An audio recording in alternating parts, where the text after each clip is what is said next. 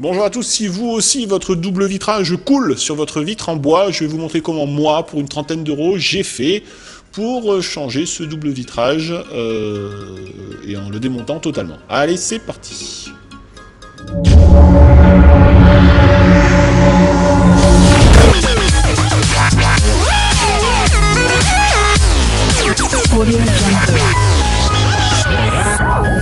Alors, avant tout, on va s'occuper du matériel nécessaire pour changer ce joint de double vitrage. Alors, en premier, il vous faudra bien évidemment une bande de joint de double vitrage, c'est adhésif, vous trouverez dans les grands magasins classiques. Ensuite, un marteau à clous et des clous de tapissier, des petits clous et du papier à poncer, histoire de poncer votre porte ou fenêtre en bois, puisqu'on y est.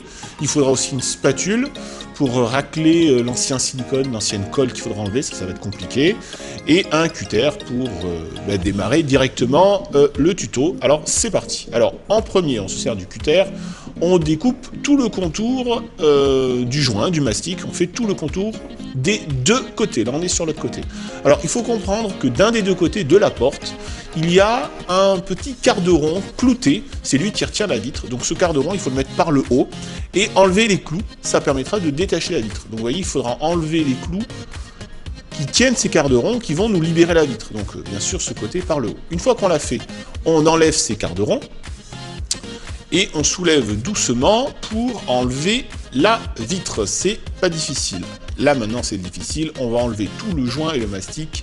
Je vous garantis que ça va pas être facile. Donc il faut l'enlever du côté de la fenêtre, de la porte, en bois, du côté bois, mais aussi du côté vitre. Alors il faut peut-être mettre autre chose pour nettoyer. Nous ça a vraiment été extrêmement compliqué pour l'enlever. Ensuite, puisqu'on y est, on ponce directement le bois. Ça sera toujours plus facile de poncer sans la vitre. Ça sera plus propre. Pour pouvoir ensuite la repeindre et la huiler, ça dépend ce que vous voulez faire, ou la passer en blanc, il y en a beaucoup qui font ça. Voilà, ensuite on met notre joint, donc on coupe un triangle au bout comme vous avez vu, on le colle tout autour, on le découpe à la bonne taille, et ensuite, ensuite on pose la vitre par-dessus, toute nettoyée, extraordinaire, hein. C'était pas facile mais c'est fait.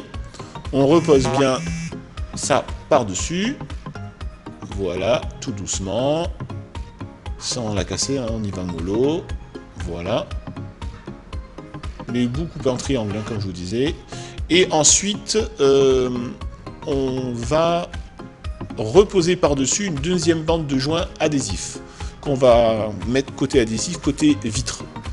Donc voilà, là maintenant, on a bien vérifié tout le contour, que c'est bien posé, que c'est hermétique. On recolle la deuxième bande de joint par-dessus, et ensuite, on peut remettre ces fameuses baguettes. En les cloutant tout doucement, en faisant très attention de ne pas abîmer la vitre, hein, sinon là c'est foutu.